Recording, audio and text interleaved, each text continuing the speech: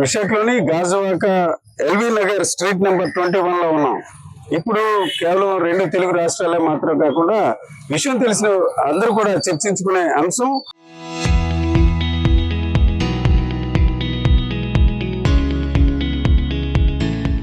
ఒక రవీంద్ర అనే వ్యక్తి అత్యంత దారుణంగా సన్నిహితురాలను చేయడం. అయితే అతనికి ఆమెకు ఎలాంటి సంబంధాలు ఉండొచ్చు, లేక ఘర్షణ ఉండొచ్చు, వివాదాలు ఉండొచ్చు, కానీ ఇంత దారుణంగా చేయడానికి కారణాలు ఏమైనప్పుడు కూడా ఆయన చేసిన తీరు మాత్రం ఇప్పుడు చాలా చర్చ జరుగుతుంది. మనం ఇప్పుడు నేరం జరిగిన ఇంటి వద్ద ఉన్నాం. నేరం జరిగిన ఇంటి వద్ద ఏం జరిగింది, ఎలా జరిగింది అనే విషయంపై చాలా మంది ఆసక్తిగా డిస్కస్ చేస్తున్న పరిస్థితుంది. ఇదే కీర్తి ఎన్క్లేవ్ అనే ఈ ప్రాంతంలోనే జరిగింది. సంబంధించి ఇప్పటికే పోలీసుల విచారణ చాలా వరకు కొనసాగుతుంది. నిన్న ఈ అంశం తెలిసిన వెంటనే నిందితుల నుంచి చాలా వరకు పోలీసులు ఇన్ఫర్మేషన్ సేకరించారు. అయితే తొలి దశ నుంచి కూడా నిందితులు కొన్ని అంశాలు మాత్రం దాచినట్టు తెలుస్తుంది.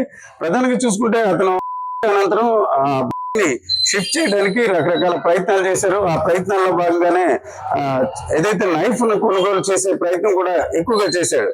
అయితే ఆ నైఫ్ మొదట డిమార్ట్ అంటే గాజువాక్ లోని డిమార్ట్ అనే ఉంది.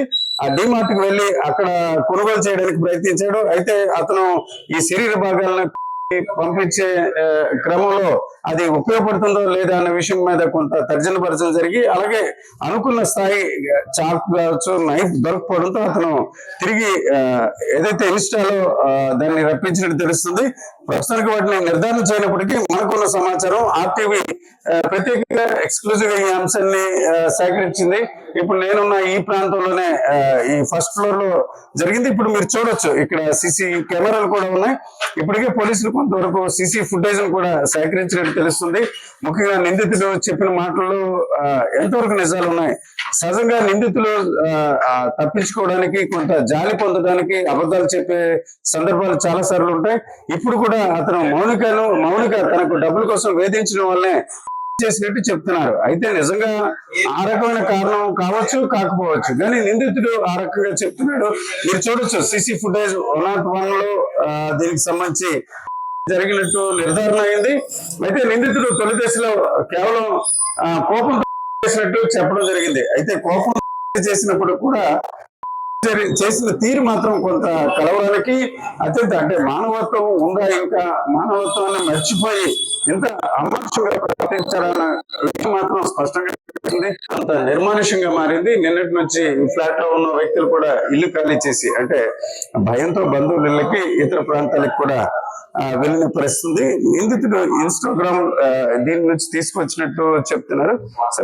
సరే చెప్పండి, మీరు ఇక్కడే ఉంటుంటారా? అచ్చా, ఎప్పుడైనా రవీంద్ర మీకు పరిచయం ఉన్నాడు సార్? రవీంద్ర పరిచయం అంటే పక్కనే. తర్వాత మాకేంటంటే కింద పార్కింగ్ లో ఎక్కువ పరిచయం అవుతాడు. అతను నేవీలో వచ్చేస్తాడు రవీంద్ర గారు. సంవత్సరం అయింది అతని ఇక్కడికి వచ్చి. సంవత్సరం అతని ఇక్కడికి వచ్చి సంవత్సరం అయితే ఫ్యామిలీతో వచ్చాడు. 1 year తర్వాత మన 6 or 7 months అవుతుంది. వాళ్ళ వైఫ్ డెలివరీకి వెళ్ళింది. వాళ్ళ వైఫ్ డెలివరీకి వెళ్ళిన తర్వాత కూలిగా ఒకడే ఉంటాడు. వాళ్ళ ఫ్రెండ్స్ ఇద్దరు అప్పుడప్పుడు, వాళ్ళ తమ్ముడు, వాళ్ళ బ్రదర్ అప్పుడప్పుడు వచ్చి వెళ్తూ ఉంటారు. నేను సడన్ గా 8 o'clock వాళ్ళ తమ్ముడు, బ్రదర్, ఇద్దరు పోలీసు మన గాజువాక ఆఫీస్ వచ్చారట. వచ్చిన తర్వాత ఇంటి చుట్టూరు తిరుగుతుందంటే మా అబ్బాయి ఎవరు మీరు అని అడిగాడు. పక్కనే ఉన్న మా అబ్బాయి అడిగితే మేము గాజువాక వచ్చాము, అదే చిన్న ఇన్సిడెంట్ జరిగింది, లోపలికి వెళ్ళాలి, కీ ఏమైనా ఉందా మీ దగ్గర అని చెప్పి వాళ్ళ కిటికీల్లోంచి తొంగు చూడడం చేస్తున్నారట. మీరు అలా చేయకండి అని చెప్పి నాకు ఫోన్ చేశాడు మా అబ్బాయి. నేను 8కి ఆఫీస్లో ఉన్నాను. నేను 8కి వచ్చాను. వచ్చిన తర్వాత నేను అడిగాను, ఏంటి ఎందుకు వచ్చారు మీరు అంటే, ఇలా గాజువాక నుంచి సీఏ గారు పాలసాద గారు పంపించారు మిమ్మల్ని అంటే, అవునండి అన్నారు. సరే విషయం ఏంటని అడిగాను. అడిగితే ఇలాగ ఏదో అన్నాడట. ఇప్పుడు మళ్ళీ ఫోన్ చేస్తుంటే అటువంటిది ఏమీ లేదు అంటే వాళ్ళ ఫ్రెండ్స్కి ఫోన్ చేసి చెప్పాడు ఇంట్లో ఉందని చెప్పేసి. సో అందుకే వాళ్ళు వచ్చారు. వచ్చిన తర్వాత మళ్ళీ కార్పెంటర్ని పిలిపించాం. కార్పెంటర్ పిలిపించిన తర్వాత డోర్ ఓపెన్ చేస్తే డోర్ ఓపెన్ అవ్వలేదు. అప్పుడు వాళ్ళ బ్రదర్ చిన్న దేవుడి కిటికీ ఉంటే ఆ కిటికీ నుంచి లోపలికి వెళ్ళి మెయిన్ డోర్ ఓపెన్ చేశాడు. ఓపెన్ చేసిన తర్వాత లోపలికి వెళ్ళి చూసినప్పటికీ అంత నీట్గా ఉంది. బ్లడ్ మార్క్స్ కానీ చాలా నీట్గా ఉంది అంటే మేము ఊపిరి పీల్చుకున్నాం అమ్మాయి అని చెప్పేసి. అయినా పోలీసులకి డౌట్ వాళ్ళకి వచ్చి కింద పెట్టి ఉంటే ఆ పెట్టిలో చూస్తే బ్లాక్ పాలిథిన్ లో కొన్ని పార్ట్స్ కనిపించాయి. అంటే ఫ్రిడ్జ్ లో పెట్టారన్నా, ఫ్రిడ్జ్ లో పెట్టారా లేకపోతే ఎట్లా ఉందంటే? ఎప్పుడైతే నేనైతే ఆ పెట్లో చూసానో నేను ఇంకా తట్టుకోలేకపోయాను. పక్కనే ఉంటున్నాం కదా, ఇది ఎప్పుడు జరిగింది తట్టుకోలేకపోయాను కదా. ఇంక నేను వెంటనే ఇంకా వామిటింగ్ ఫీలింగ్ వచ్చిందని నేను బయటకు వచ్చాను. ఆ తర్వాత ఫ్రిడ్జ్ లో ఉంది అని చెప్పేసి తర్వాత ఆయన వెనకాల వెళ్ళిన వాళ్ళు అందరూ చెప్తున్నారు. అంటే మీ పక్క నైబర్ కదా, సహజంగా అట్లాగా అతని బిహేవియర్ ఎప్పుడైనా అంటే పొట్లాట్లు ఇట్లాంటివి ఉంటాయి, ఇంత ఘోరంగా మనుషుల్ని కట్ చేసి ఇలాంటి బిహేవియర్ అతనిలో ఎప్పుడైనా చూసారు? లేదు, చాలా డిగ్నిటీగా ఉండేవాడు. పొద్దున్న జిమ్కి వెళ్ళడం ఆయన చేసుకునేవాడు. మాకు పెద్ద ఎప్పుడు తల మా వైపు ఇలా హెడ్ కూడా ఎప్పుడు తిప్పేవాడు కాదు. రావడం, లోపలికి వెళ్ళిపోవడం, డ్యూటీకి వెళ్ళిపోవడం అంతే.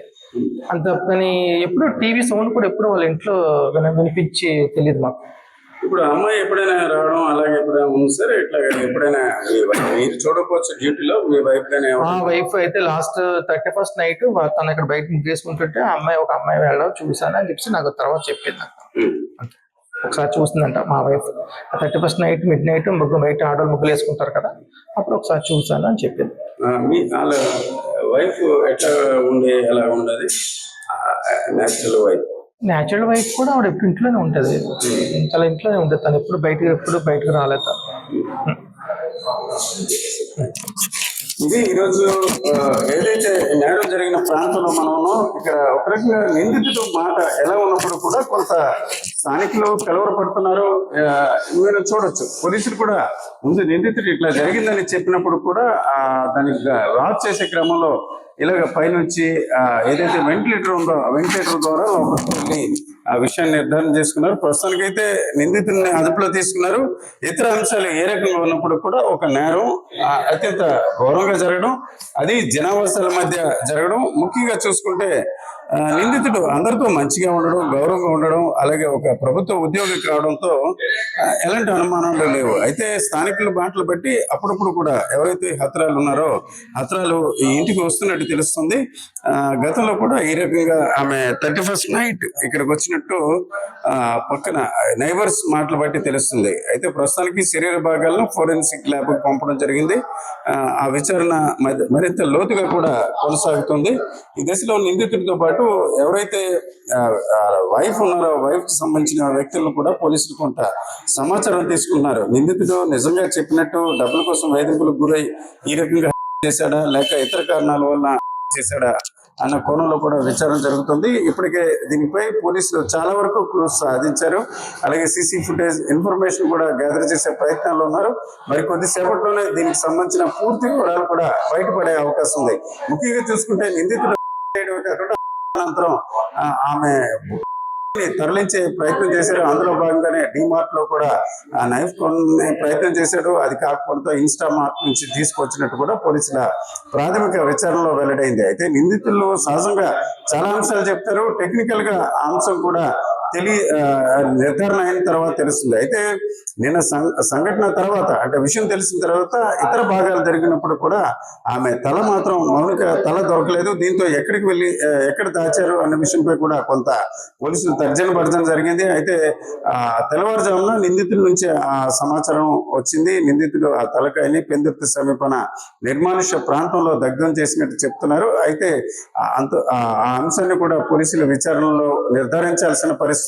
మొత్తానికి చూసుకుంటే అత్యంత దారుణంగా మౌనిక అనే ఈ మహిళను చేసిన నిందితుడు రవీంద్రను మరింత లోతుగా విచారణ చేయడం ద్వారా అసలు నిజాలు మరింత బయటపడమే కాకుండా ఆ నిందితుడు చెప్పే మాటలు బట్టి సాక్ష్యాలు సేకరించే ప్రయత్నంలో కూడా పోలీసులు ఉన్నట్టు మనకు తెలుస్తుంది. కెమెరా పర్సన్ సంతోష్ తో రామచంద్రరావు, RTV, గాజువాక నుంచి.